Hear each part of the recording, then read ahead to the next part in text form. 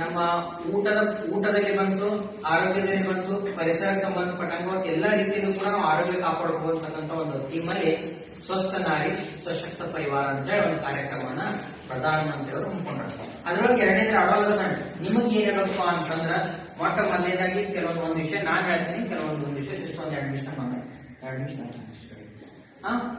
Main ನಾ ಇವತ್ತು ನಿಮ್ಗೆ ಹೇಳ್ತಾ ಇರೋದು ಇದ್ರ ಬಗ್ಗೆ ಅಂತಂದ್ರೆ ಮಾನಸಿಕ ಒತ್ತಡ. ಓದ್ಲಿಕ್ಕೆ ಎಷ್ಟು ಜನ ಸ್ಟ್ರೆಸ್ ತಗೋತೀರಿ ನೀವು? ಸ್ಟ್ರೆಸ್ ಅದ ನಿಮ್ಗೆಲ್ಲ ಮಾನಸಿಕ ಒತ್ತಡ. ಇದನ್ನ ಯಾಕೆ ಹೇಳ್ತೀನಪ್ಪ ಅಂತಂದ್ರ ಈಗ ಸಿಲೆಬಸ್ ಅಂತ ಏನಿದೆ PUC ಸಿಲೆಬಸ್ ಟೆಂತ್ ಹಾಕಿಲ್ಲ, ಹಾಕ್ಯಾರ?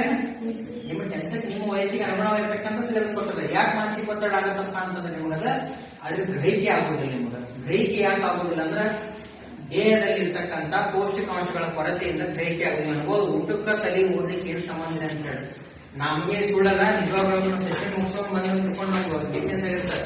ನಾವೆಲ್ಲರೂ ಕೂತು ಚಾಪ್ ಬಂದಿಲ್ಲ. ಯಾಕಪ್ಪ ಅಂದ್ರೆ ಎನರ್ಜಿ ಬೂಸ್ಟ್ ಶುಗರ್ ಚಾ ಕುಡಿಯವಲ್ಲ ಖಾಲಿ ಹೊಟ್ಟೆ ನಾವು.